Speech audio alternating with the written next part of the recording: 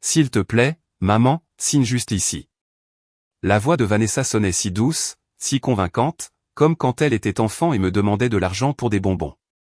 Mais maintenant elle avait 35 ans et sa main pressait la mienne sur un stylo pendant que son mari Sébastien me tenait le bras avec une force qui me faisait mal jusqu'aux os.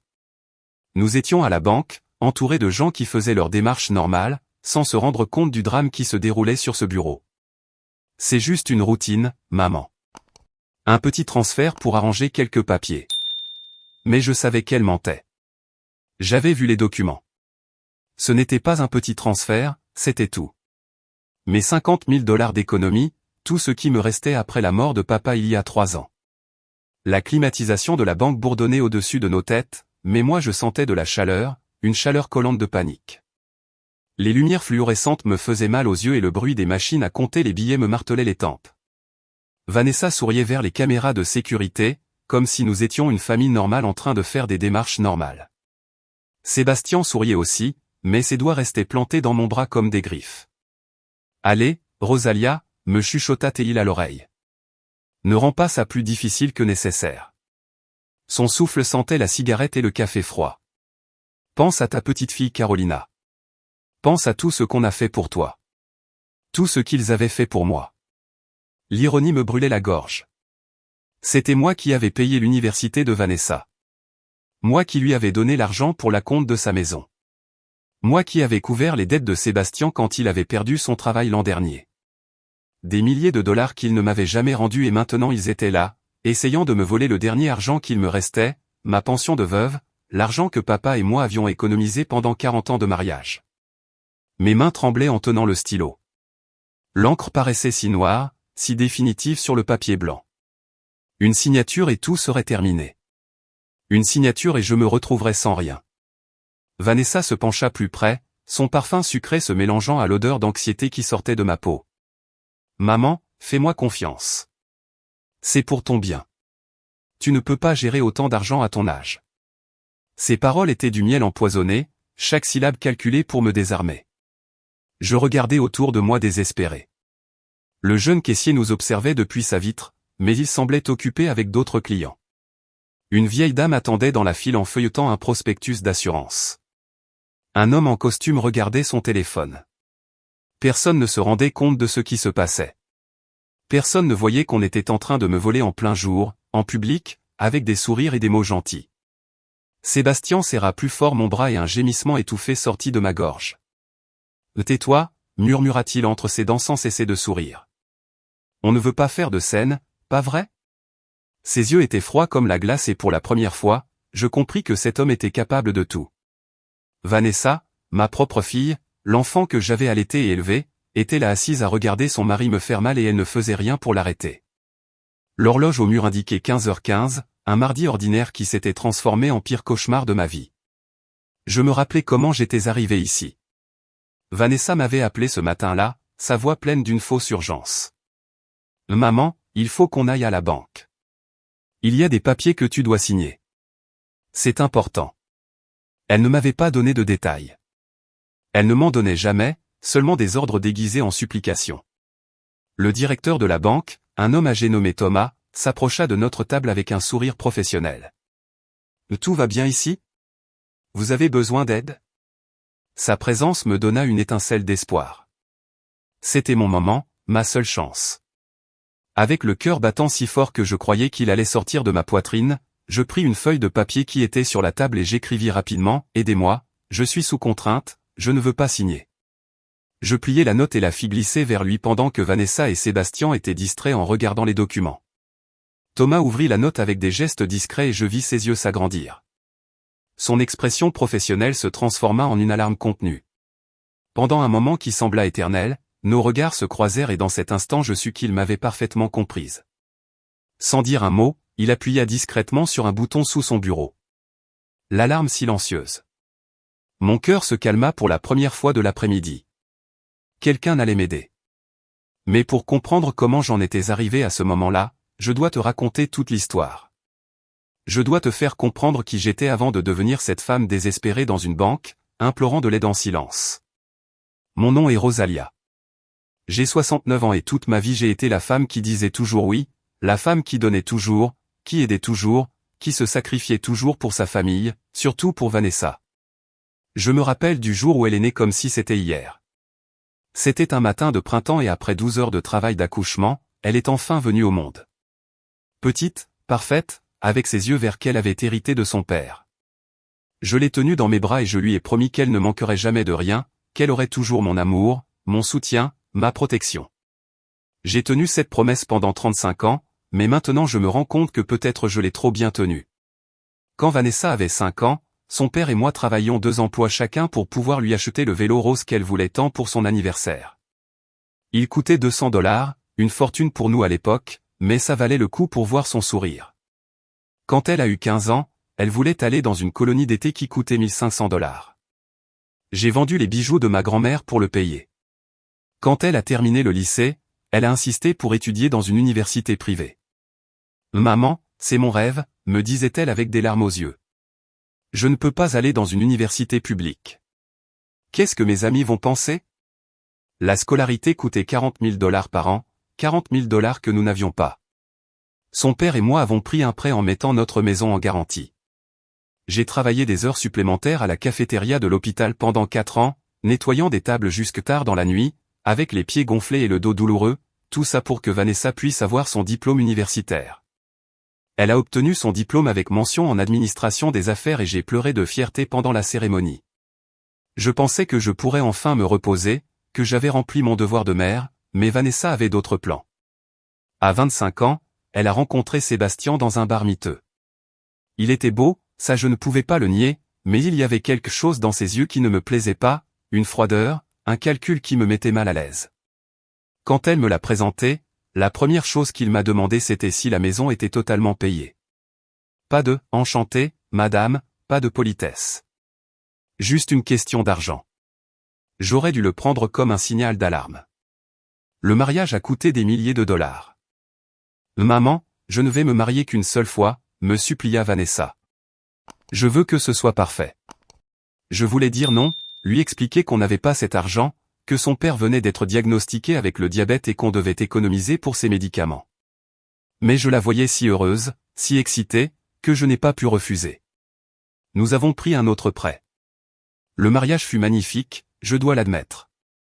Vanessa était radieuse dans sa robe blanche en dentelle, comme une princesse de conte de fées. Sébastien souriait, mais je remarquais que ses yeux cherchaient toujours les invités les plus riches, calculants, évaluants. Après leur lune de miel en Europe, une autre dépense de $5000 que nous avons dû couvrir parce qu'ils ne pouvaient pas rester sans lune de miel, Vanessa et Sébastien ont emménagé dans un petit appartement. Pendant 6 mois j'ai cru qu'ils avaient enfin mûri, qu'ils allaient se débrouiller seuls. Mais ensuite les appels ont commencé. Maman, le frigo est tombé en panne. Maman, la voiture a besoin de réparation. Maman, Sébastien a perdu son travail et on ne peut pas payer le loyer. C'était toujours une urgence, toujours urgent, et moi je disais toujours oui. $500 par-ci, $1000 par-là. Des petites sommes qui, accumulées, représentaient ma tranquillité financière. Quand ils ont eu 2 ans de mariage, Vanessa a annoncé qu'il voulait acheter une maison. C'est un investissement, maman, un pas vers l'avenir. La maison coûtait $200 000 et ils avaient besoin de $40 000 pour la compte. Bien sûr, ils n'avaient pas d'économie. Bien sûr, leur crédit était mauvais. Mais tu pourrais nous aider, maman? Juste pour la compte. Je te promets qu'on te remboursera chaque centime. C'était la plus grande promesse que Vanessa m'ait faite et aussi le plus grand mensonge. J'ai retiré les $40 000 du fonds de retraite que j'avais construit pendant 20 ans. Chaque dollar représentait des heures supplémentaires de travail, des repas que je n'avais pas achetés, des vêtements que je ne m'étais pas permis, des vacances que je n'avais jamais prises, mais je les lui ai donnés. Je me suis assise à la banque ce jour-là en signant les papiers de retrait anticipés avec les mains tremblantes pendant que l'agent bancaire m'expliquait les pénalités que je devrais payer. 10% d'amende, $4000 que je perdrais juste pour avoir retiré mon propre argent trop tôt. Êtes-vous sûr de cela, madame? Me demanda l'employé avec une vraie inquiétude. Une fois que vous retirez ces fonds, il n'y a pas de retour en arrière. Je lui ai dit oui, que j'étais sûr. C'était pour ma fille, pour son avenir, pour lui donner la stabilité que je n'avais jamais eue. J'ai signé les papiers et j'ai marché vers la maison de Vanessa avec le chèque à la main, me sentant comme une héroïne. J'allais sauver la situation. J'allais rendre possible le rêve américain de ma fille. Vanessa a pleuré quand je lui ai remis le chèque. Des larmes de bonheur, pensais-je. Tu es la meilleure mère du monde, me dit-elle en m'étreignant fort. Je ne sais pas comment te remercier. Je te promets, maman, je te promets que je te rendrai jusqu'au dernier centime avec des intérêts. Sébastien paraissait aussi ému, même si son étreinte me sembla froide, calculée. Merci, belle-mère. Ça compte beaucoup pour nous. Ils ont emménagé dans la maison 3 mois plus tard. Elle était magnifique, je dois l'admettre. 2 étages, 4 chambres, un grand jardin avec de la place pour une piscine. Vanessa m'invita à l'inauguration et je parcourus chaque pièce avec fierté. Mon sacrifice en valait la peine.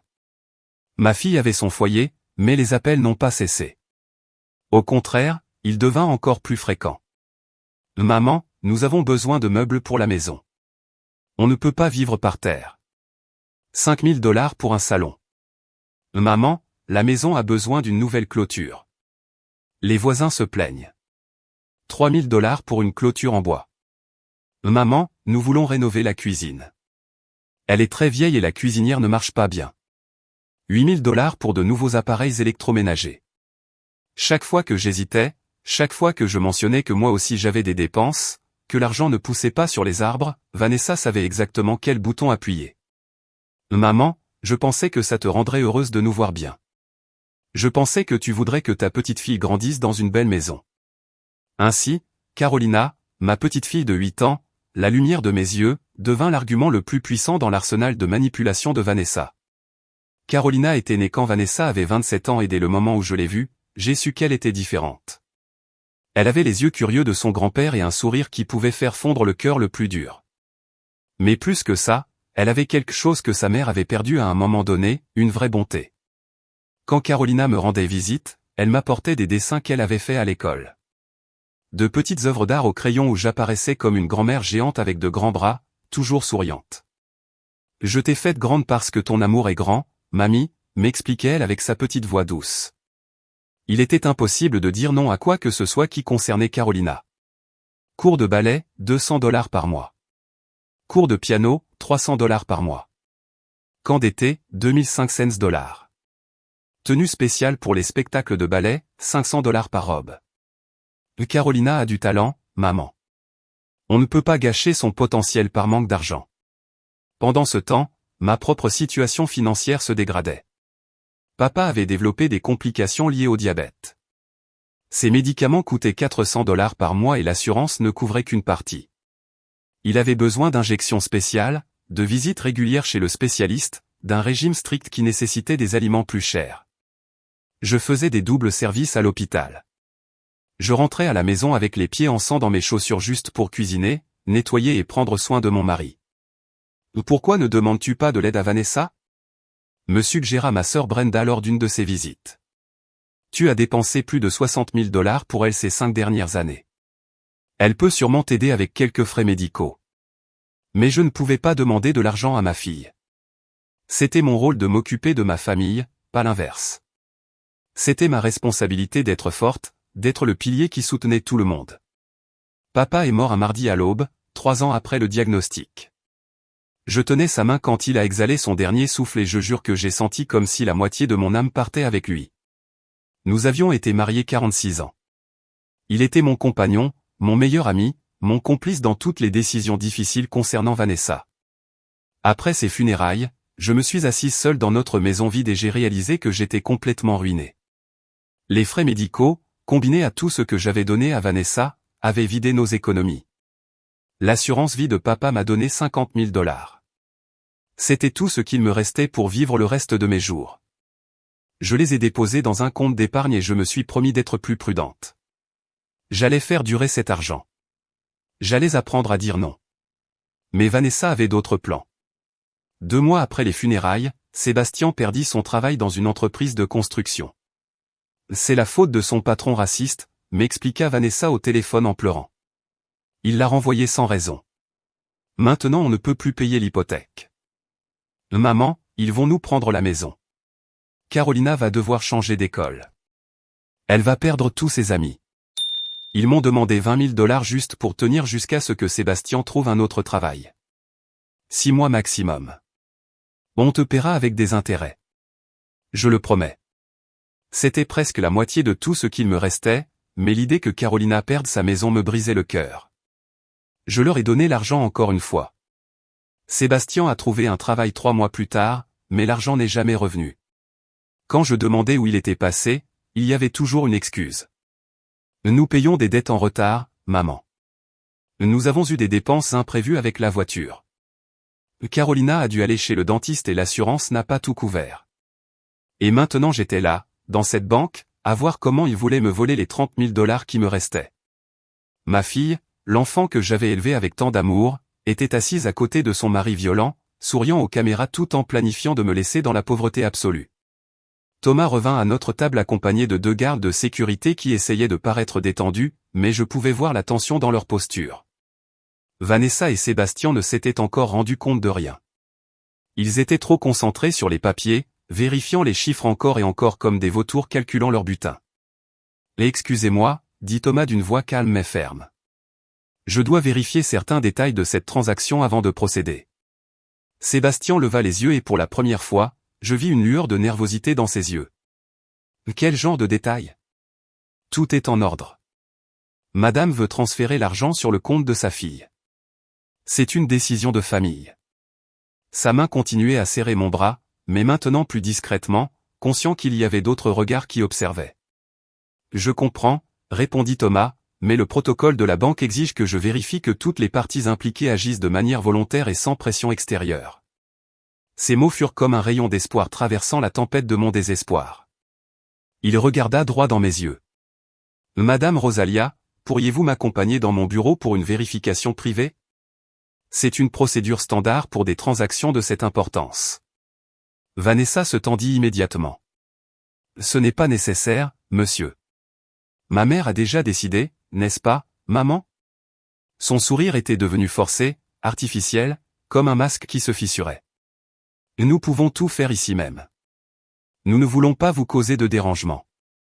Mais Thomas s'était déjà levé, me tendant la main. C'est la politique de la banque, madame, il n'y a pas d'exception. Les gardes se positionnèrent discrètement près de notre table.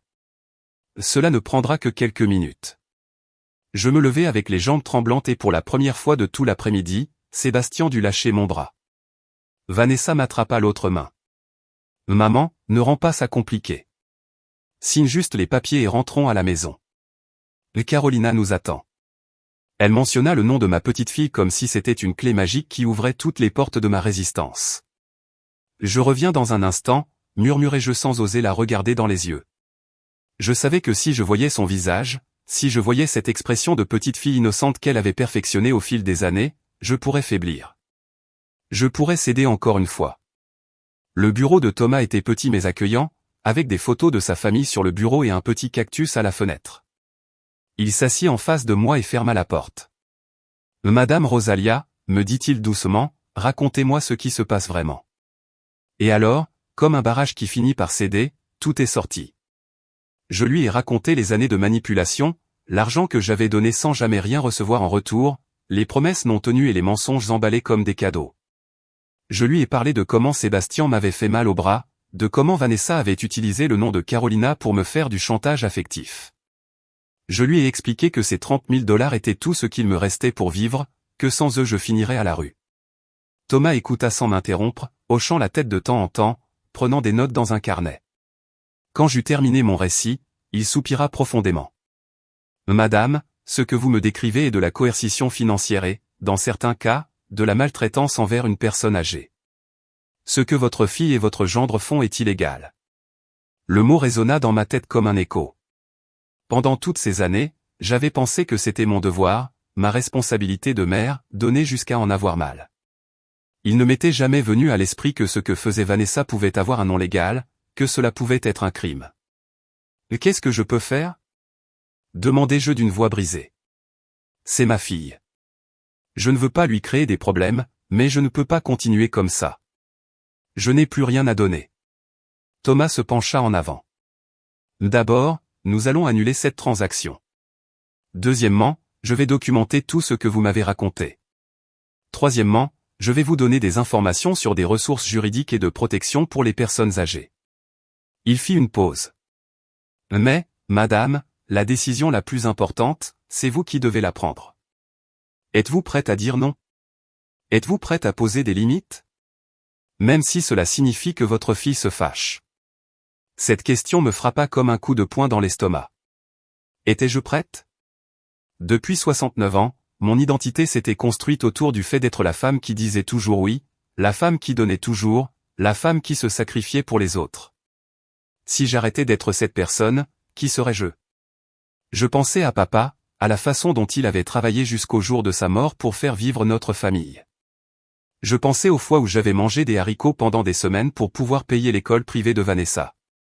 Je pensais à toutes les nuits où j'étais resté éveillé, à calculer les dépenses, à découper des bons de réduction, à chercher des moyens d'étirer chaque dollar. Puis je pensais à Carolina, ma petite fille de 8 ans, qui grandissait en voyant sa mère manipuler sa grand-mère. Quelle leçon apprenait-elle? Que l'amour s'achetait avec de l'argent? Qu'il était acceptable de blesser ceux qui t'aiment si tu obtiens ce que tu veux? Que les personnes âgées étaient des ressources qu'on pouvait exploiter jusqu'à les épuiser? Oui, dis-je finalement, et ma voix sonna plus forte que prévu. Je suis prête. Thomas sourit et se mit à écrire. Très bien, nous allons commencer par mettre une alerte sur tous vos comptes. Personne ne pourra effectuer de transactions sans votre présence physique et une vérification d'identité supplémentaire.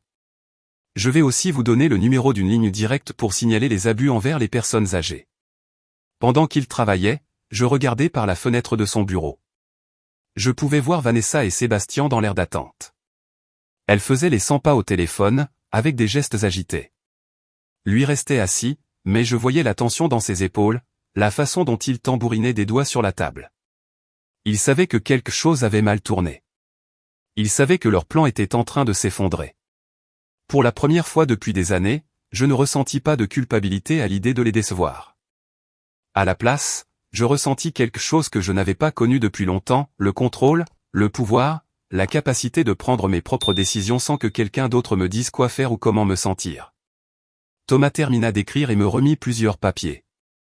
Voici une copie de notre rapport d'incident.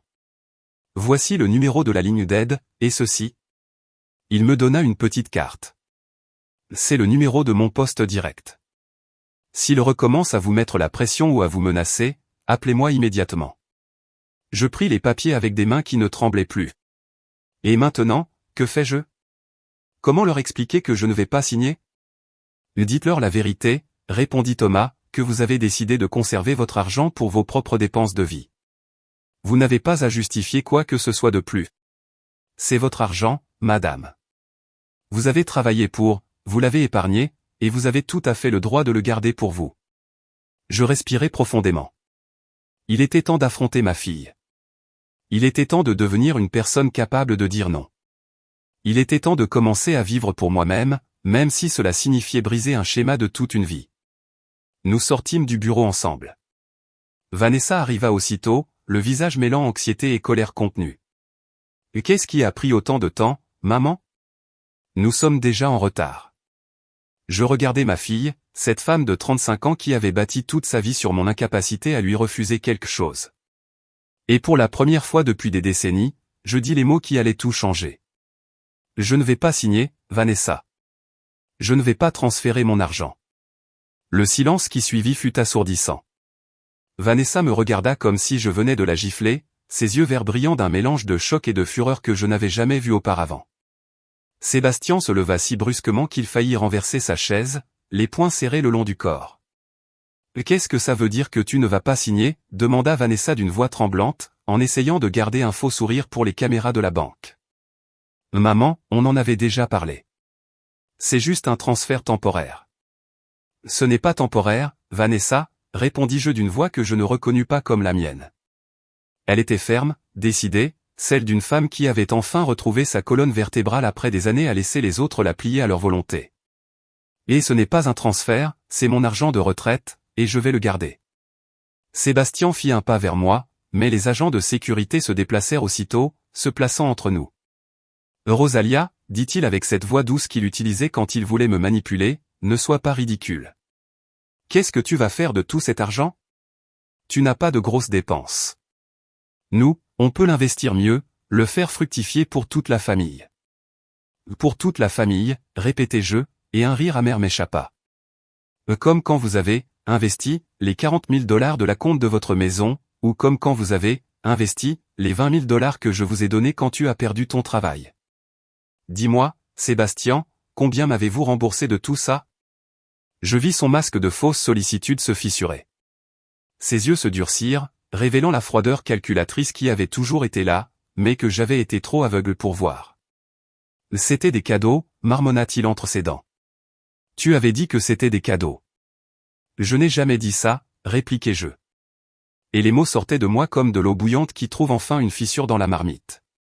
Vous aviez dit que vous me rembourseriez. Vous aviez promis que c'était temporaire. Vous aviez promis des intérêts. Vous avez promis beaucoup de choses que vous n'avez jamais tenues. Vanessa se mit à pleurer, mais ce n'étaient pas les larmes sincères de douleur que j'avais vues quand elle était enfant et qu'elle se blessait au genou. C'étaient des larmes calculées, des larmes de comédienne, des larmes faites pour briser ma résolution. Maman, je n'arrive pas à croire que tu me fasses ça. Après tout ce que nous avons partagé, après tout l'amour que nous nous sommes donné. L'amour. Le mot sortit de ma bouche comme une balle. Tu appelles ça de l'amour, me menacer? Tu appelles ça de l'amour, quand ton mari me fait mal au bras? Tu appelles ça de l'amour, m'emmener ici sous de faux prétextes pour me voler tout ce que j'ai? Les gens dans la banque commencèrent à se retourner. Une dame âgée qui attendait dans la file nous regardait avec inquiétude. Un jeune homme en costume avait cessé de regarder son téléphone et nous observait ouvertement. Vanessa réalisa la tension que nous attirions et baissa la voix, mais l'intensité de son désespoir ne fit qu'augmenter. D'accord, chuchota-t-elle en essuyant ses larmes du revers de la main. Ne transfère pas tout, juste la moitié. 1 000 $, c'est tout ce dont nous avons besoin pour sortir de ce problème. Et quel problème, Vanessa? Demandai-je, et je pus voir que ma question l'a pris par surprise. Sébastien a un travail, vous avez une maison. Quelle est exactement l'urgence qui exige mon argent de retraite? Elle resta silencieuse un moment et, dans ce silence, je vis la vérité que j'avais évitée pendant des années. Il n'y avait pas d'urgence, pas de vraie crise. Il n'y avait que deux adultes qui avaient construit leur mode de vie autour de mon incapacité à leur dire non. Ils avaient dépensé plus qu'ils ne gagnaient parce qu'ils savaient que maman serait toujours là pour boucher le trou. Vanessa, continuai-je. Tu as 35 ans. Ton mari en a 38. Vous avez tous les deux fait des études supérieures que j'ai payées. Vous avez tous les deux un travail. Il est temps d'apprendre à vivre avec vos propres revenus. Et Carolina, demanda Sébastien en jouant sa carte la plus forte. Et ta petite fille? Tu vas la laisser souffrir? Sa grand-mère est devenue égoïste? Ce mot, égoïste, me gifla. Toute ma vie, j'avais eu peur d'être égoïste. J'avais sacrifié mes envies, mes besoins, mes rêves. Tout pour ne pas être égoïste. Mais là, debout dans cette banque, avec mes derniers 30 000 $ sur le point d'être volés, je compris quelque chose de fondamental. Ce n'était pas égoïste de prendre soin de moi, c'était de la survie. Carolina ne va pas souffrir, dis-je fermement. Vous pouvez continuer à subvenir à ses besoins avec vos propres revenus, comme le font des millions de parents responsables dans le monde. Ce que vous ne pouvez pas faire, c'est utiliser mon amour pour ma petite fille pour me manipuler. Thomas se racla la gorge. Madame Vanessa, Monsieur Sébastien, vous allez devoir vous retirer. Madame Rosalia a été très claire, elle ne souhaite pas procéder à cette transaction, et continuer à faire pression constitue du harcèlement. C'est ma mère, lâcha Vanessa. J'ai le droit de parler à ma mère. Pas quand vous l'intimidez dans les locaux de la banque, répondit Thomas avec autorité. Les gardes vont vous accompagner à la sortie. Vanessa me regarda avec une expression que je n'avais jamais vue auparavant. Ce n'était pas de la tristesse, ni de la déception, c'était de la haine pure, cristallisée après des années de ressentiment caché. Très bien, maman, dit-elle d'une voix glaciale. Si c'est ce que tu veux, mais ne viens pas pleurer quand tu seras seul dans cette maison vide, sans personne pour te rendre visite, sans personne pour s'occuper de toi. Et n'appelle pas quand tu auras besoin d'aide, ajouta Sébastien. N'appelle pas quand tu seras malade ou quand tu ne pourras plus monter les escaliers. Nous ne sommes pas ta mutuelle personnelle. Leurs paroles étaient faites pour me faire peur, pour me faire imaginer un futur solitaire et sans protection. Et ça a partiellement marché. Je sentis un frisson de peur courir le long de ma colonne vertébrale. Et si je tombais vraiment malade? Et si j'avais besoin d'aide? Et si cette décision de garder mon argent me coûtait ma famille? Mais je me rappelais alors quelque chose que papa m'avait dit peu avant de mourir. Nous étions assis dans le salon à regarder une émission sur les arnaques visant les personnes âgées et il avait commenté. Rosalia, la peur est l'outil le plus puissant des manipulateurs. Ils te font imaginer toutes les horreurs qui pourraient arriver si tu ne fais pas ce qu'ils veulent. Mais la vérité, c'est que la plupart de ces choses n'arrivent jamais. Et si elles arrivent, tu les affrontes quand elles se présentent, pas avant. Je comprends, dis-je à Vanessa, et ma voix sonna plus calme que ce que je ressentais à l'intérieur.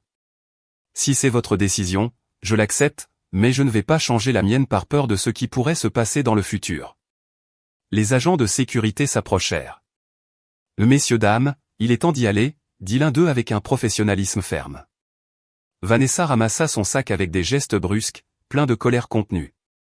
Ça ne va pas en rester là, maman. On parlera de ça à la maison quand tu n'auras pas ces étrangers pour te remplir la tête d'idées ridicules. Non, dis-je, et le mot sortit plus fort que je ne l'avais prévu. Nous n'en parlerons pas à la maison. Pas tant que tu ne seras pas prête à accepter ma décision sans essayer de la changer. Ils partirent sans se retourner. Sébastien, la main possessive dans le dos de Vanessa, lui murmurait quelque chose à l'oreille qui fit encore plus se tendre ses épaules. Je les regardais marcher vers le parking à travers les vitres de la banque. Deux silhouettes qui s'éloignaient de ma vie, emportant avec elles des années de manipulation et de chantage affectif. Quand je ne pus plus les voir, je m'assis lourdement sur l'une des chaises de la zone d'attente. Mes jambes tremblaient, non pas de peur, mais de la libération d'années de tension accumulées. J'avais fait quelque chose que je n'avais jamais pensé être capable de faire. J'avais dit non à ma fille. J'avais choisi mon bien-être plutôt que sa manipulation. Thomas s'approcha et s'assit à côté de moi. « Comment vous sentez-vous » me demanda-t-il. Je réfléchis un instant avant de répondre. Effrayé, avouai-je, mais aussi libre, comme si je pouvais enfin respirer après des années à retenir mon souffle. Les jours qui suivirent furent les plus difficiles de ma vie. Pas parce que Vanessa et Sébastien me manquaient, mais parce que j'ai dû affronter la réalité de celle que j'avais été pendant toutes ces années. Je m'assis dans mon salon vide, entouré de photos de famille qui semblaient maintenant se moquer de moi depuis leur cadre doré. Et je me posais des questions que j'avais évitées pendant des décennies. Quand avais-je perdu ma voix? Quand avais-je cessé d'être Rosalia pour devenir simplement la maman de Vanessa? Les appels commencèrent dès cette nuit-là.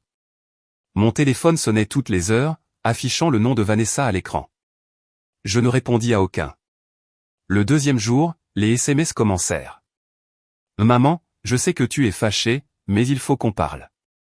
Maman, Carolina demande après toi. Elle est très triste. Maman, Sébastien dit qu'il s'excuse s'il t'a fait mal. Ce n'était pas son intention. Chaque message était une nouvelle aiguille de culpabilité essayant de percer l'armure de détermination que j'avais construite. Le troisième jour, ils apparurent à ma porte. Je les vis à travers le rideau de la fenêtre du salon. Vanessa avec une robe jaune, elle savait que c'était ma couleur préférée, Sébastien avec son meilleur faux sourire, et Carolina, leur tenant la main entre eux. Ma petite fille tenait un dessin dans les mains, probablement un autre de ces portraits de la grand-mère géante aux grands bras. Mon cœur me fit mal en la voyant, mais je n'ouvris pas la porte. Vanessa sonna pendant 10 minutes d'affilée, puis se mit à frapper. Maman, je sais que tu es là. Ta voiture est dans l'allée, s'il te plaît. On veut juste parler. Sa voix devenait plus désespérée à chaque supplication. Carolina, elle, te manque.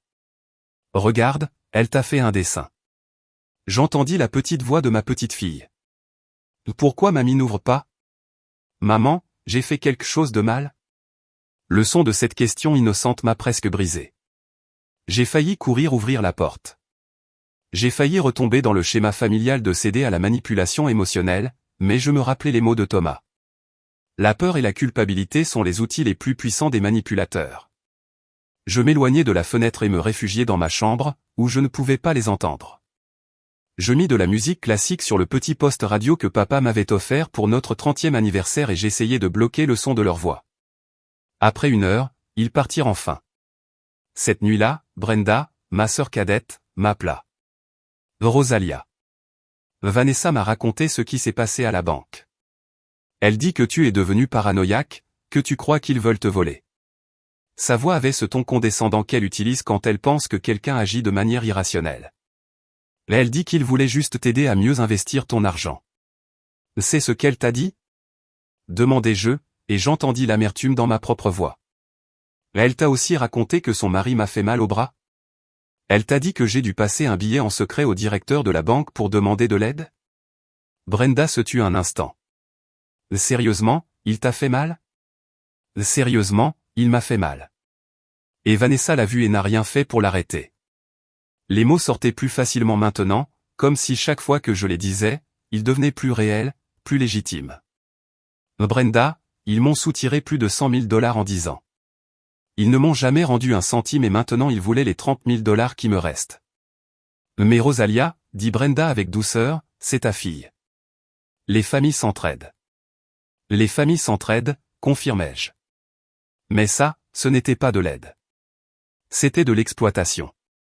Il y a une différence entre aider de temps en temps et être traité comme un distributeur automatique personnel.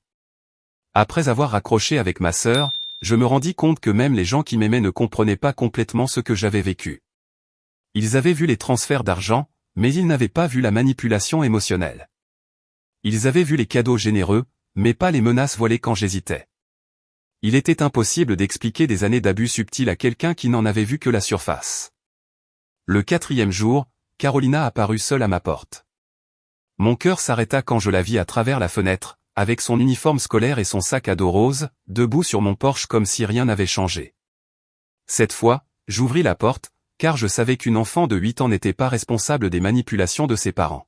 « Bonjour, mamie », me dit-elle avec ce sourire qui pourrait illuminer des villes entières. « Maman dit que tu es fâchée contre nous, mais moi je n'ai rien fait de mal, n'est-ce pas ?» Je me mis à genoux à sa hauteur, en ravalai mes larmes. « Non, mon amour, tu n'as rien fait de mal. Mamie n'est pas fâchée contre toi. Alors pourquoi tu n'es pas venu nous voir? Pourquoi tu ne réponds pas quand maman t'appelle? » Ses yeux verts, si semblables à ceux de Vanessa mais pleins d'une innocence véritable, me regardaient avec confusion. « Carolina, dis-je en choisissant mes mots avec soin, parfois les adultes ont des problèmes à régler, mais ça ne veut pas dire que mamie ne t'aime pas. Je t'aimerai toujours, quoi qu'il arrive. Je peux entrer? Je t'ai fait un nouveau dessin. » Elle leva une feuille qu'elle tenait contre sa poitrine. Je la fis entrer et nous nous assîmes au salon pendant qu'elle m'expliquait son dessin. Il était comme tous les autres, j'y apparaissais comme une grande figure aux bras immenses, mais cette fois, quelque chose avait changé. Au lieu de sourire, la grand-mère du dessin avait l'air triste. « Pourquoi mamie est triste dans ton dessin ?» demandai-je. « Parce que maman dit que tu es triste. Elle dit que des méchants à la banque t'ont dit des choses qui t'ont embrouillé. » Carolina me regardait avec ses yeux sérieux qui semblaient trop vieux pour son visage. « C'est vrai qu'il y a des méchants, mamie. » Je compris que Vanessa avait déjà commencé à construire sa version des événements, me présentant comme une victime confuse et manipulée par des étrangers. C'était intelligent, je devais l'admettre. En racontant cette version à Carolina, elle ne faisait pas que contrôler le récit, elle préparait aussi le terrain pour de futures tentatives de manipulation. « Il n'y a pas de méchants, Carolina, dis-je avec fermeté. Les messieurs de la banque sont gentils. Ils m'ont aidé quand j'avais besoin d'aide. Mais alors, pourquoi maman dit que? Parfois, l'interrompis-je doucement. Les adultes voient les mêmes choses de manière différente. Comme quand toi et ton ami regardez un nuage et que tu dis qu'il ressemble à un chat, mais elle dit qu'il ressemble à un chien. Vous regardez toutes les deux le même nuage, mais vous l'interprétez différemment. Carolina hocha la tête sérieusement, comme si cette explication avait parfaitement du sens. Nous passâmes une heure à colorier ensemble et, pendant un moment, je pus faire semblant que rien n'avait changé. Mais quand arriva l'heure pour elle de partir, car je savais que Vanessa viendrait bientôt la chercher, Carolina me posa une question qui me brisa le cœur. « Mamie, tu ne vas plus me donner d'argent pour mes cours de ballet? » Voilà. Même à 8 ans, Carolina avait déjà appris à associer mon amour avec mon argent. Elle avait déjà intégré la leçon que Vanessa lui avait enseignée, que la grand-mère valait pour ce qu'elle pouvait donner, et non pour ce qu'elle était. « Carolina, lui dis-je en me mettant encore une fois à genoux à sa hauteur, est-ce que tu m'aimes parce que je te donne de l'argent ou parce que je suis ta grand-mère? » Elle sembla confuse par la question. « Je t'aime parce que tu es ma grand-mère, mais l'argent, c'est bien aussi. Maman dit que c'est pour ça que tu es la meilleure grand-mère du monde, parce que tu nous aides toujours quand on a besoin de choses. À ce moment-là, je compris le dommage le plus profond causé par mes années de générosité sans limite. Non seulement j'avais permis à Vanessa de devenir dépendante financièrement et manipulatrice émotionnellement. J'avais aussi enseigné à ma petite fille que l'amour s'exprimait à travers l'argent, que les relations familiales avaient un côté transactionnel. Carolina, lui dis-je, je veux que tu saches quelque chose de très important. Je t'aime pour qui tu es, pas pour ce que je peux te donner. Et le vrai amour ne s'achète pas avec de l'argent, tu comprends? Elle hocha la tête, mais je pus voir dans ses yeux que sa réponse était plus automatique que sincère. Elle était trop jeune pour comprendre totalement le concept, surtout quand toute son expérience de vie lui avait enseigné le contraire. Quand Vanessa arriva pour chercher Carolina, elle ne descendit pas de la voiture. Elle se contenta de klaxonner depuis l'entrée, comme si j'étais une étrangère qui gardait sa fille. Carolina courut vers la voiture, me fit signe de la main pour dire au revoir, puis disparut derrière les vitres teintées du véhicule. Ce soir-là, assise seule dans mon salon, je me rendis compte que j'avais perdu plus que mon argent pendant toutes ces années. J'avais perdu mon identité, ma voix et ma capacité à avoir des relations authentiques. Mais je me rendis compte aussi de quelque chose d'autre. Pour la première fois depuis des décennies, j'avais l'occasion de tout récupérer. Une semaine après l'incident à la banque, alors que je commençais à m'habituer au silence étrange de ma maison sans les appels constants de Vanessa, je reçus une visite inattendue. C'était un dimanche après-midi et j'arrosais les plantes du jardin que papa avait tant aimé quand j'entendis la sonnette. À travers le Judas, il y avait une jeune femme que je ne reconnus pas tout de suite.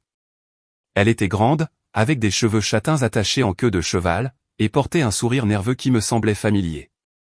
Quand j'ouvris la porte, je me rendis compte que c'était Carolina, mais pas la Carolina de 8 ans qui m'avait rendu visite quelques jours plus tôt. C'était une Carolina de 18 ans, une version de ma petite fille qui n'existait que dans mon imagination de ce qu'elle deviendrait en grandissant. Mais la confusion ne dura qu'une seconde, car la jeune femme parla. « Madame Rosalia, je suis Carolina, mais pas votre petite fille Carolina. Je suis votre petite nièce, la fille d'Alonso, le fils de votre sœur Brenda. » Sa voix était douce mais décidée. Je sais que nous ne nous connaissons pas bien, mais j'avais besoin de venir vous parler. Alonso. Ce nom me rappela de vagues souvenirs d'un neveu que j'avais vu enfant lors de réunions de famille, mais qui avait perdu contact avec nous quand il était parti au nord pour travailler. Entre, je t'en prie, dis-je en me décalant. Tu veux un thé?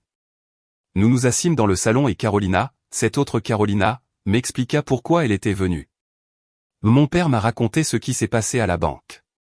Tante Brenda lui a tout raconté et il m'a demandé de venir vous parler. Elle fit une pause comme si elle choisissait soigneusement ses mots. Vous voyez, Madame Rosalia, j'ai traversé quelque chose de très similaire avec ma propre mère.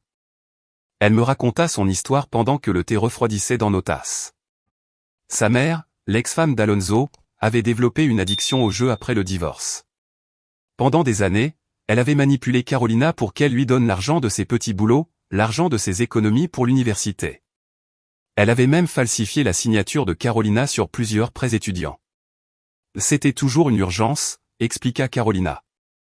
Toujours la dernière fois. Toujours elle me promettait qu'elle me paierait, qu'elle avait juste besoin d'un peu plus de temps. Et qu'as-tu fait? Demandai-je, même si je soupçonnais déjà la réponse. Au début, rien. C'était ma mère. J'étais censé l'aimer inconditionnellement, non? Les filles bien sont censées aider leur mère. Sa voix avait un ton amer que je reconnus immédiatement. Mais alors, je me suis rendu compte que ce n'était pas de l'amour qu'elle me demandait. C'était de la survie, sa survie à mes dépens. Elle me parla de comment elle avait dû couper totalement les ponts avec sa mère pendant 2 ans, de comment elle avait dû apprendre à ignorer les appels désespérés, les messages de culpabilité, les menaces de suicide qui s'étaient révélées être des manipulations vides. Ça a été la chose la plus difficile que j'ai faite dans ma vie, admit-elle. Mais c'est aussi ce qui m'a sauvé. Et maintenant? Demandai-je. Comment est ta relation avec elle? Meilleure, répondit Carolina avec un petit sourire sincère. Mais seulement parce que j'ai mis des limites fermes et que j'ai refusé de les bouger. Maintenant nous avons une relation, mais une relation honnête. Elle sait qu'elle ne peut pas me demander d'argent. Elle sait que si elle ment ou manipule, je disparais à nouveau. Et étonnamment, quand nous avons retiré l'argent de l'équation, nous avons découvert qu'il y avait de l'amour réel sous toute cette dysfonction. Ces paroles me donnèrent quelque chose que je n'avais pas ressenti depuis l'incident à la banque, de l'espoir. Tu crois que c'est possible? Demandai-je. Tu crois que Vanessa et moi pourrions avoir une vraie relation un jour? Je ne sais pas, répondit Carolina honnêtement. Ça dépend si elle est prête à changer. Mais ce que je sais, c'est que vous devez être prête à maintenir vos limites, peu importe combien ça fait mal. Elle me parla d'un groupe de soutien qui se réunissait à la bibliothèque du centre tous les mardis soirs. C'est pour les personnes qui ont vécu un abus financier de la part de leur famille, expliqua-t-elle. Au début, je trouvais ça ridicule. Je ne me considérais pas comme une victime d'abus. Mais quand j'y suis allé, j'ai découvert qu'il y avait des dizaines de personnes comme nous, des parents, des grands-parents, des frères et sœurs, tous manipulés par des proches qui savaient exactement sur quel bouton appuyer. Avant de partir, Carolina me fit un long câlin chaleureux. Madame Rosalia, ce que vous avez fait dans cette banque était incroyablement courageux. Ne laissez personne vous culpabiliser parce que vous prenez soin de vous. Cette semaine passa vite. Pour la première fois depuis des années, je commençais à faire des choses juste pour moi. Je lus des livres que j'avais voulu lire depuis des décennies, mais pour lesquels je n'avais jamais eu le temps. Je me promenais dans le parc où papa et moi avions l'habitude de marcher le dimanche matin. Je cuisinais des plats que j'aimais, pas ceux que je savais que Vanessa aimait quand elle venait me rendre visite. Le mardi soir, je décidai d'aller au groupe de soutien. La bibliothèque était calmée, dans une petite salle au fond, je trouvais 12 personnes assises en cercle. Il y avait des hommes et des femmes de tous âges, mais la majorité avait plus de 50 ans. La facilitatrice, une femme nommée Sandra, m'accueillit avec chaleur et me demanda de me présenter seulement si je m'en sentais capable. J'écoutais histoire après histoire qui résonnait avec la mienne. Une dame de 70 ans dont le fils lui avait volé $100 000 en falsifiant des chèques. Un homme de 60 ans qui avait hypothéqué sa maison 3 fois pour couvrir les dettes de jeu de son frère. Une femme de mon âge dont la fille l'avait convaincu de mettre la maison à son nom, pour découvrir ensuite qu'elle l'avait vendue sans lui dire. Quand vint mon tour de parler, les mots sortirent comme un fleuve qui trouve enfin la mer. Je leur racontai Vanessa, les années de manipulation, l'incident à la banque. Je m'attendais à être jugé, à ce qu'on me dise que j'avais été bête ou naïve. Au lieu de ça, je trouvais de la compréhension, je trouvais une validation, je trouvais des personnes qui avaient vécu exactement la même chose. L'abus financier de la part de la famille est l'un des types d'abus les plus difficiles à reconnaître, expliqua Sandra après que j'eus terminé. Parce qu'il est enveloppé d'amour, d'obligations familiales et de culpabilité. Les abuseurs savent exactement quoi dire pour nous faire croire que c'est nous qui sommes déraisonnables. Une dame appelée Elena, qui venait au groupe depuis 2 ans, me donna le conseil le plus précieux. Rosalia, vous allez douter de votre décision 1000 fois. Vous allez vous demander si vous avez été trop dur, si vous avez exagéré, si vous devriez appeler votre fille et vous excuser. Ces moments de doute sont normaux, mais chaque fois que vous les sentez, souvenez-vous de ce que vous avez ressenti dans cette banque. Souvenez-vous de la peur, de la douleur physique, du désespoir. Ces sentiments ne mentaient pas. Quand je suis rentré chez moi ce soir-là, il y avait 3 messages vocaux de Vanessa sur mon répondeur. Je les ai écoutés et, pour la première fois, j'ai pu entendre clairement la manipulation, comme si quelqu'un m'avait nettoyé les oreilles après des années de cire accumulée. Maman. Carolina te demande tous les jours. Elle est déprimée. Elle ne comprend pas pourquoi sa grand-mère ne veut pas la voir. Maman, Sébastien et moi avons parlé et nous pensons que tu devrais voir un médecin. Ce comportement n'est pas normal chez toi. Maman, je commence à penser que tu as peut-être des problèmes de mémoire. As-tu envisagé que tu pourrais développer une démence? Chaque message était une nouvelle stratégie. D'abord, utiliser Carolina comme bouclier émotionnel. Ensuite, invalider ma capacité à prendre des décisions rationnelles. Enfin, suggérer que j'avais des problèmes cognitifs. C'était comme un manuel de manipulation psychologique exécuté avec une précision chirurgicale. J'ai supprimé les messages sans rappeler. Le lendemain, alors que je préparais le petit déjeuner, le téléphone a sonné. À l'écran, un numéro que je ne reconnaissais pas, alors j'ai répondu en pensant que ça pouvait être important. Mamie. C'était la voix de ma petite fille Carolina, la vraie, celle de 8 ans. Maman a prêté le téléphone de son travail pour t'appeler. Elle dit que tu ne réponds plus quand on appelle de la maison. Mon cœur s'est emballé. Bonjour, mon amour. Comment tu vas? Bien, mais tu me manques beaucoup. Quand est-ce que tu viens nous voir? Quand est-ce qu'on va au parc ensemble comme avant? Sa petite voix était pleine d'une vraie tristesse, et j'ai senti ma résolution vaciller. Carolina, dis-je en choisissant mes mots avec soin, mamie t'aime très fort, mais en ce moment ta maman et moi avons des problèmes d'adultes à régler. Mais, vous allez les régler bientôt? Parce que mon anniversaire est dans 2 mois et je voulais te demander quelque chose de spécial. Et voilà encore. Même dans une conversation en apparence innocente, apparaissait l'attente que mamie donnerait de l'argent pour quelque chose de spécial. Qu'est-ce que tu voulais me demander, mon amour? Je voulais te demander si tu peux m'aider à acheter une nouvelle robe pour mon récital de ballet. Maman dit que ça coûte $200 et qu'ils n'ont pas d'argent ce mois-ci. Et là, c'était la vraie raison de l'appel. Vanessa avait utilisé sa propre fille de 8 ans comme intermédiaire pour demander de l'argent. Elle avait envoyé cette enfant innocente faire le sale travail qu'elle ne pouvait plus faire directement. À cet instant, assise dans ma cuisine avec le téléphone à la main, j'ai compris que cette guerre ne faisait que commencer. Carolina, dis-je à ma petite fille, le cœur brisé mais la voix ferme, passe-moi ta maman. Il y eut un silence, puis j'entendis la voix de Vanessa au loin. Donne le téléphone à maman, mon amour. Quand Vanessa prit la ligne, sa voix était différente. Ce n'était pas le désespoir hystérique des jours précédents. C'était calculé, froid, comme si elle avait eu le temps de préparer exactement quoi dire. Bonjour, maman. Carolina voulait t'appeler parce que tu lui manques. Elle est très triste depuis que tu as décidé de nous couper de ta vie. Chaque mot était chargé d'une accusation voilée. J'espère que tu comprends qu'une enfant de 8 ans ne comprend pas pourquoi sa grand-mère ne veut plus la voir. Vanessa, l'interrompis-je. Tu sais très bien que je n'ai pas coupé Carolina de ma vie. J'ai mis des limites avec toi et avec Sébastien.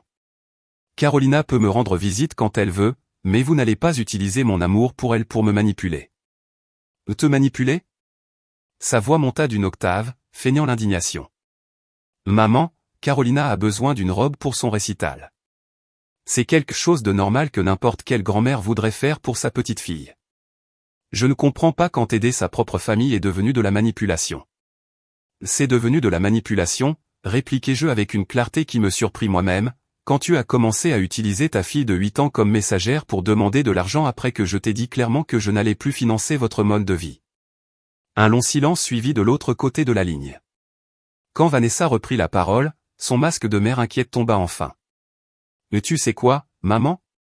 Tu as raison. Oui. J'ai dit à Carolina de te demander de l'argent pour la robe. Et tu sais pourquoi? Parce que tu as toujours été la grand-mère qui fait des cadeaux. Tu as toujours été celle qui rend les choses spéciales possibles, et maintenant, d'un coup, tu décides que tu ne veux plus être cette personne. Comment suis-je censé expliquer ça à une enfant?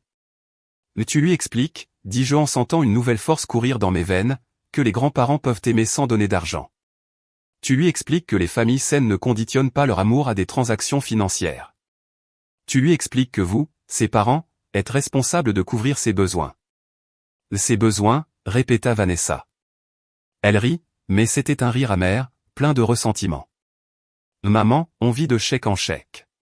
Sébastien gagne assez pour couvrir le basique, mais les extras, les choses qui rendent l'enfance de Carolina spéciale, ont toujours dépendu de toi et tu le savais.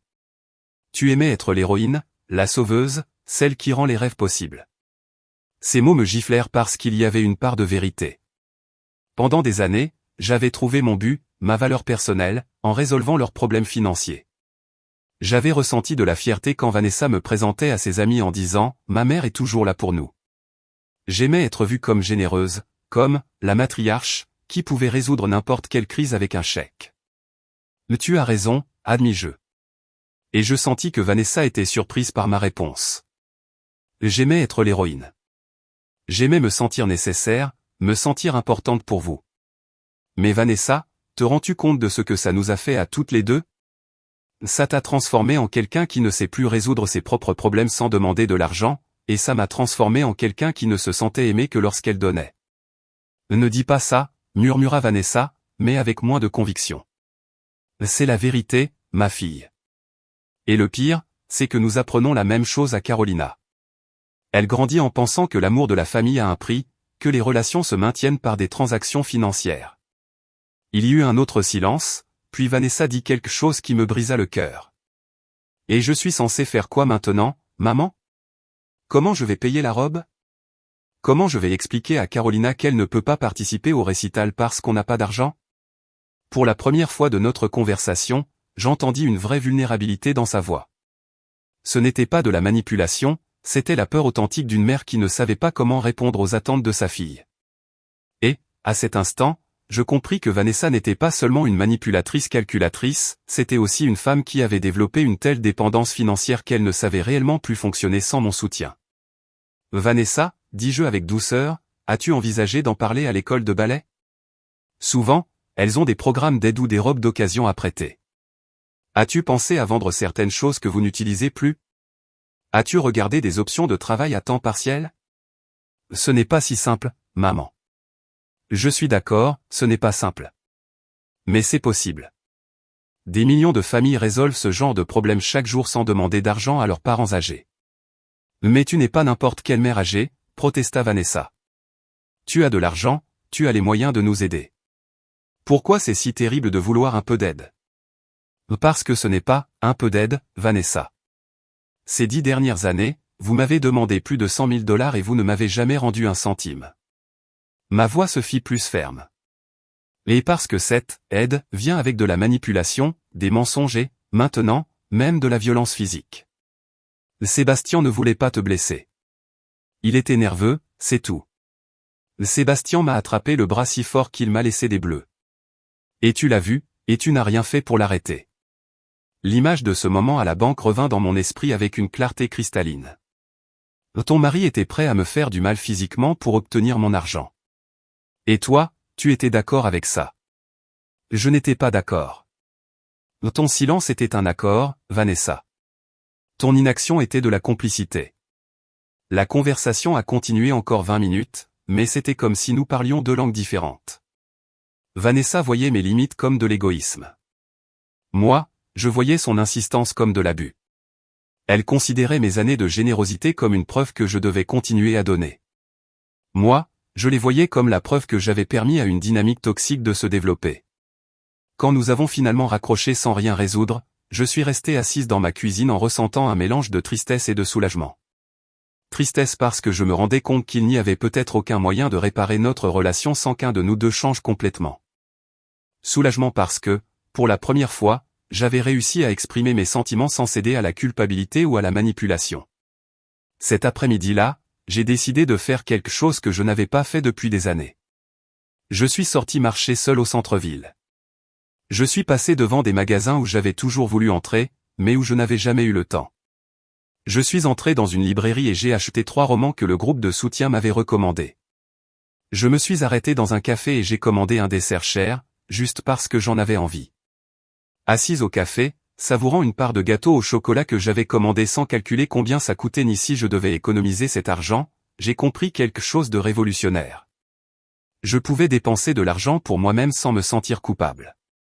Je pouvais prendre des décisions pour ma propre vie sans demander la permission ni me justifier auprès de qui que ce soit. Pour la première fois depuis des décennies, je me suis senti libre. Ce soir-là, en lisant un de mes nouveaux romans dans le salon avec une tasse de thé chaud, le téléphone a sonné. C'était un numéro que je ne connaissais pas, alors j'ai laissé sonner jusqu'à la messagerie. Mais ensuite, j'ai entendu une voix qui m'a fait me lever immédiatement pour répondre. Grand-mère, c'est Carolina, la grande, la petite nièce. Je voulais vous demander comment ça s'est passé au groupe de soutien et aussi vous inviter à dîner samedi. Mon père cuisine et je crois qu'il aimerait bien vous connaître davantage. Pour la première fois depuis des semaines, j'ai souri sincèrement. J'avais perdu une relation toxique avec ma fille, mais j'avais gagné quelque chose que je ne savais même pas exister, une connexion authentique avec de la famille qui m'aimait pour qui j'étais, et non pour ce que je pouvais donner. J'adorerais, ai-je répondu. Et en le disant, j'ai senti qu'une nouvelle version de moi-même commençait à éclore. 6 mois après l'incident à la banque, je me suis réveillé dans une chambre que je n'ai pas reconnue tout de suite. Les rideaux étaient différents, la lumière entrait par un autre angle et l'air sentait le jasmin, au lieu du parfum rance de tristesse qui avait imprégné ma maison pendant tant d'années. Puis je me suis rappelé, j'étais en Toscane, dans une petite pension que j'avais réservée pour mon voyage de 2 semaines en Italie. C'était mon premier voyage international seul, payé avec mon propre argent sans demander la permission à personne. Le voyage avait été l'idée de Carolina, ma petite nièce, qui était devenue une présence constante et apaisante dans ma nouvelle vie. Madame Rosalia, m'avait-elle dit un soir lors d'un de nos dîners hebdomadaires, vous avez passé 69 ans à vivre pour les autres. Il est temps de vivre pour vous. Elle avait ouvert son ordinateur portable et m'avait montré des photos de petits villages italiens, de marchés remplis de fleurs, de vignobles s'étendant jusqu'à l'horizon. Vous ne voudriez pas voir le monde avec vos propres yeux. Au début, l'idée m'avait semblé ridicule. Les femmes comme moi ne voyageaient pas seules en Europe. Les femmes comme moi restaient à la maison à s'occuper des autres, attendant que la vie soit généreuse avec elles au lieu d'être généreuse avec elles-mêmes. Mais ensuite, je me suis rappelé quelque chose que j'avais appris au groupe de soutien, les croyances limitantes sont des chaînes que nous nous imposons nous-mêmes. Alors, j'ai réservé le voyage. J'ai fait faire un passeport pour la première fois de ma vie. J'ai acheté de nouvelles valises et des vêtements confortables pour marcher. Quand Vanessa l'a appris, elle m'a appelé furieuse. Tu dépenses ton argent de retraite pour un voyage en Europe ? Avait-elle crié au téléphone. Maman, cet argent devrait être pour les urgences. Et si tu tombes malade ? Et si tu as besoin de soins médicaux coûteux ? Vanessa, lui avais-je répondu avec un calme qui me surprenait moi-même. J'ai une assurance santé. J'ai assez d'économies pour toute véritable urgence. Et après 40 ans de travail et d'épargne, je mérite de dépenser un peu d'argent pour mon propre bonheur. Et nous ? Et si nous avons besoin d'aide pendant que tu es en vacances ? Alors vous ferez ce que fait n'importe quel adulte responsable, vous réglerez vos propres problèmes. J'avais raccroché sans plus discuter et, pour la première fois, je ne m'étais pas senti coupable. Maintenant, assise sur la terrasse de la pension avec une tasse de café italien authentique et un cornetto tout juste sorti du four, je me suis rappelé cette conversation et j'ai souri. À mes pieds s'étendait une vallée verte parsemée d'oliviers centenaires, et au loin je voyais d'autres voyageurs commencer leur promenade matinale. Certains étaient de jeunes couples, d'autres des familles avec enfants, mais il y avait aussi plusieurs femmes de mon âge voyageant seules, toutes rayonnantes de liberté. Mon téléphone a vibré avec un message. Pendant un instant, mon cœur s'est emballé en pensant que ça pouvait être Vanessa avec une nouvelle, urgence familiale, inventée pour me culpabiliser d'être si loin. Mais c'était Carolina, la grande. Comment va l'aventure italienne ? Je veux voir des photos, avait-elle écrit, suivie de plusieurs émojis de cœur. Je lui ai envoyé une photo du paysage et j'ai écrit. C'est plus beau que ce que j'imaginais. Je me sens comme une personne complètement nouvelle. Sa réponse est arrivée immédiatement. Vous savez quoi ? Je ne crois pas que vous soyez une personne nouvelle. Je crois que vous êtes enfin la personne que vous avez toujours été, mais que vous ne vous étiez jamais permis d'être. Ces mots m'ont donné tellement à réfléchir que j'ai décidé de marcher jusqu'au village pour y penser. En parcourant les rues pavées, je me suis souvenu de tous les changements qui avaient eu lieu ces derniers mois. Après ma confrontation avec Vanessa, je m'étais attendu à me sentir vide, sans but. Pendant tant d'années, mon identité avait été construite autour du fait d'être nécessaire, d'être celle qui résolvait les problèmes, d'être indispensable pour ma famille. Mais au lieu de ce vide, j'avais trouvé de l'espace. De l'espace pour découvrir que j'aimais quand je n'avais pas à me soucier de plaire aux autres. De l'espace pour créer de nouvelles amitiés avec des personnes qui m'appréciaient pour ma conversation, mon humour, ma vision, et non pour ma capacité à signer des chèques. De l'espace pour explorer des parties de moi-même qui étaient restées endormies pendant des décennies. Au groupe de soutien, j'avais rencontré Elena, une femme de 75 ans qui avait vécu une expérience semblable avec son fils dépendant à la drogue. Nous étions devenus amis et ensemble, nous avions commencé à prendre des cours de peinture au centre communautaire. J'ai découvert que j'avais un talent pour les paysages, quelque chose que je n'aurais jamais su si j'avais continué à gaspiller chaque heure libre et chaque dollar disponible dans les problèmes de Vanessa. J'avais aussi commencé à faire du bénévolat dans un refuge pour femmes victimes de violences domestiques. Là-bas, j'avais rencontré des femmes de tous âges qui apprenaient, comme moi, à reconstruire leur vie après des relations toxiques. C'était un travail difficile sur le plan émotionnel, mais aussi profondément gratifiant. Pour la première fois de ma vie, j'aidais les autres depuis un endroit de force, et non de dépendance. Et le plus surprenant de tout, mes finances allaient mieux que jamais. Sans les demandes constantes d'argent de Vanessa et Sébastien, j'avais pu créer un vrai fonds d'urgence. J'avais pu investir une partie de mes économies. J'avais pu m'offrir de petits luxes, comme ce voyage, sans angoisser pour l'avenir. En me promenant dans le marché du village, admirant les tomates parfaites et les fleurs sauvages, j'ai pensé à ma petite fille Carolina, la petite. C'était l'aspect le plus difficile de tout ce processus, accepter qu'en fixant des limites avec Vanessa, je limitais aussi ma relation avec ma petite fille. Vanessa avait tenu ses menaces. Elle ne m'avait pas laissé voir Carolina pendant les 6 derniers mois, utilisant l'enfant comme une arme dans notre guerre émotionnelle. Si tu ne soutiens pas notre famille financièrement, m'avait-elle dit lors de notre dernière conversation, alors clairement tu te fiches du bien-être de ta petite fille. La douleur de cette séparation avait été presque insupportable au début. Mais Sandra, l'animatrice du groupe de soutien, m'avait aidé à comprendre quelque chose d'important. Rosalia, vous ne pouvez pas sauver votre petite fille en vous sacrifiant. En fait, en posant des limites saines, vous lui enseignez une leçon inestimable, qu'il est possible d'être une femme forte qui se respecte. J'avais écrit des lettres à Carolina, la petite, même si je ne savais pas si Vanessa les lui donnerait. Dans ces lettres, je lui expliquais avec des mots simples que sa grand-mère l'aimait, que les problèmes entre adultes n'étaient pas de sa faute, et qu'un jour, quand elle serait plus grande, j'espérais pouvoir mieux lui expliquer ce qui s'était passé. J'avais aussi ouvert un compte épargne pour ses études universitaires, un compte auquel elle seule pourrait accéder à ses 18 ans. Si Vanessa ne me laissait pas montrer mon amour par ma présence, je pouvais au moins l'exprimer par un vrai investissement dans l'avenir de Carolina, et non dans les caprices du présent de ses parents.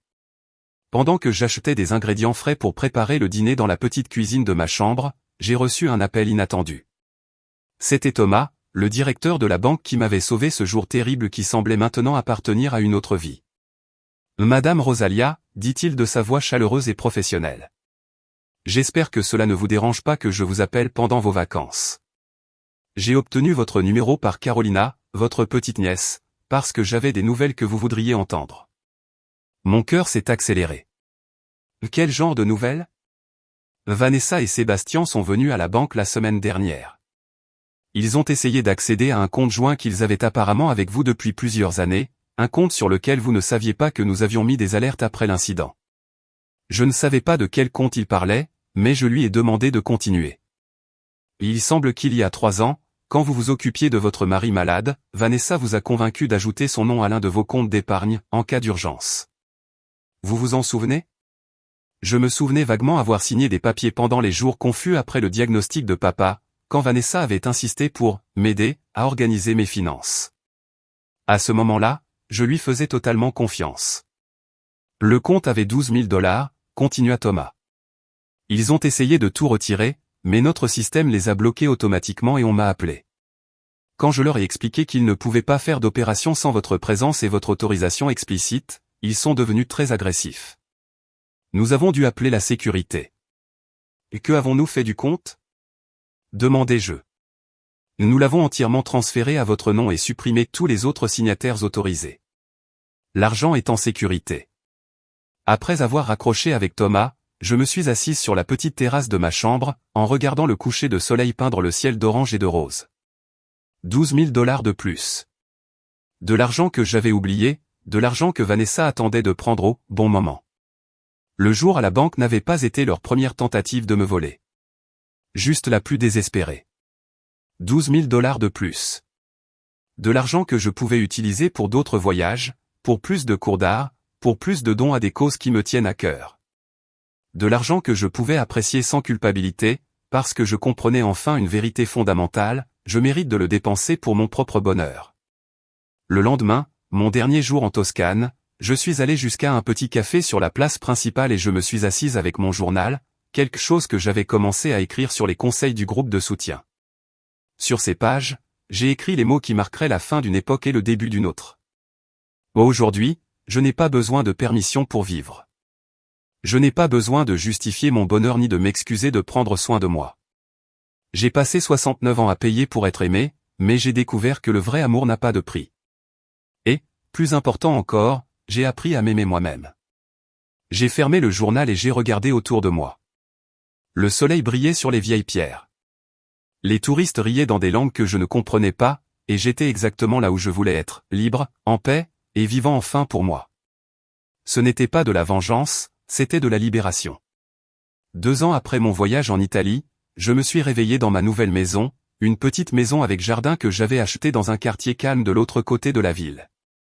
L'ancienne maison, où j'avais vécu avec papa pendant 40 ans, je l'avais vendue 6 mois après mon retour d'Europe. Elle était pleine de trop de souvenirs, trop d'ombres de la femme que j'avais été. Cette nouvelle maison était entièrement à moi, choisie par moi, décorée selon mes goûts, sans fantôme du passé chuchotant à chaque coin. C'était un samedi matin, je préparais du café dans ma petite cuisine quand j'ai entendu la sonnette. À travers la fenêtre, j'ai vu une silhouette familière sur mon porche, Carolina, mais pas la Carolina de 9 à 10 ans de mes souvenirs. Une version plus grande, plus mince, elle avait clairement beaucoup grandi en 2 ans. Ma petite fille avait maintenant 11 ans, et la voir là, seule, m'a serré le cœur. J'ai ouvert la porte lentement. « Bonjour, mamie », dit-elle d'une voix plus mûre que dans mon souvenir. « Je peux entrer ? J'ai quelque chose d'important à te dire. » Je l'ai laissé entrer, en essayant de contrôler le mélange de joie et d'angoisse que je ressentais. « Comment m'as-tu trouvé, mon amour ? Tes parents savent que tu es ici ? Tante Brenda m'a donné ton adresse, répondit Carolina en s'asseyant sur mon canapé, comme si elle m'avait toujours rendu visite. Et non, maman ne sait pas que je suis ici. Je lui ai dit que j'allais chez mon amie Maria. Elle avait l'air différente, plus grande, bien sûr, mais il y avait aussi quelque chose de nouveau dans ses yeux. Un sérieux, une détermination qui me rappelait douloureusement moi-même ces dernières années. Carolina, dis-je en m'asseyant en face d'elle, raconte-moi ce qui se passe. Mamie, j'ai besoin de te demander quelque chose et je veux que tu me dises la vérité. Ses yeux verts me fixaient avec une intensité qui me surprit. Est-ce vrai que maman et papa ont essayé de te voler de l'argent à la banque ? La question me frappa comme un coup de poing dans l'estomac. Pendant 2 ans, j'avais attendu ce moment. J'avais répété dans ma tête ce que je lui dirais si elle me posait un jour la question. Mais maintenant qu'elle était là, assise en face de moi avec ce regard direct, tous mes mots préparaient s'évanouir. « Et qui t'a dit ça ? » demandai-je pour gagner du temps. « Personne ne me l'a dit directement, » répondit Carolina. « Mais j'ai écouté pendant 2 ans, les disputes, les coups de fil, les commentaires qu'ils pensent que je ne comprends pas. » Elle fit une pause. « Et j'ai aussi trouvé certaines des lettres que tu m'as écrites. » Maman les avait cachées dans son placard. Mes lettres. Je les avais écrites chaque mois pendant ces 2 années. Chaque fois, avec des mots simples pour lui dire que je l'aimais, que les problèmes entre adultes n'étaient pas de sa faute. Je n'avais jamais su si Vanessa les lui avait donnés. Et qu'est-ce qu'elle disait, ces lettres, Carolina ? Elle disait que tu m'aimais. Elle disait que ce n'était pas ma faute si on ne se voyait pas. Elle disait que tu espérais qu'un jour on puisse être à nouveau ensemble. Sa voix se brisa un peu. Pourquoi maman m'a menti ? Pourquoi elle a dit que tu te fichais de notre famille ? Je pris une grande inspiration. C'était le moment de vérité, celui que je redoutais et que j'attendais à la fois. Carolina, ta maman et moi avons eu de très gros problèmes à propos d'argent, des problèmes d'adultes difficiles à résoudre. Mais oui, ils ont essayé de me prendre tout mon argent. Je la regardai dans les yeux et je pris une décision. Carolina avait 11 ans, mais elle avait grandi au milieu de cette situation. Elle méritait une réponse honnête, adaptée à son âge, mais honnête. Oui, mon amour, c'est vrai.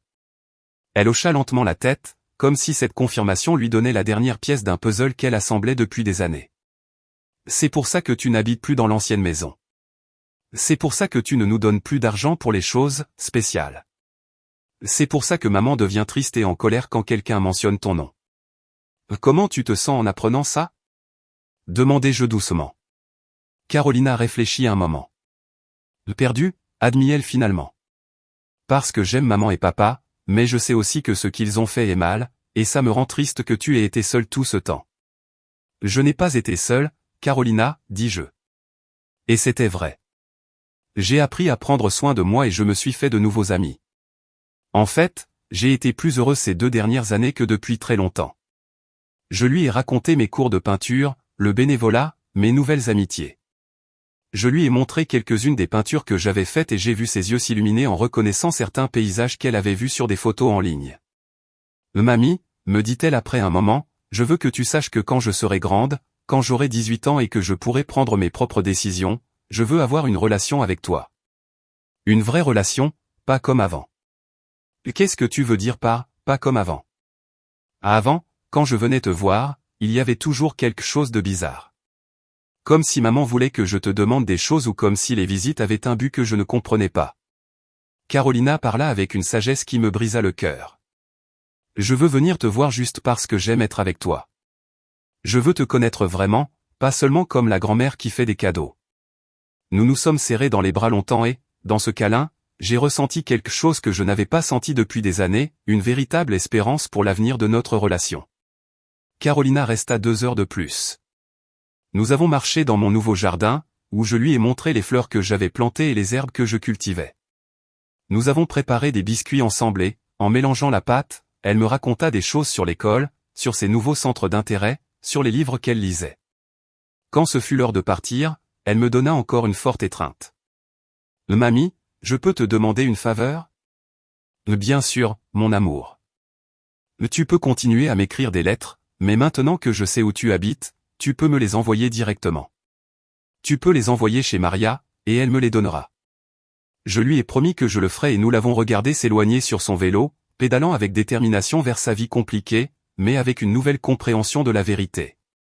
Ce soir-là, assise dans mon jardin avec une tasse de thé et mon journal, j'ai écrit. Aujourd'hui, ma petite fille m'a retrouvé. Pas l'enfant manipulé que je connaissais avant, mais une jeune fille courageuse qui a cherché la vérité par elle-même.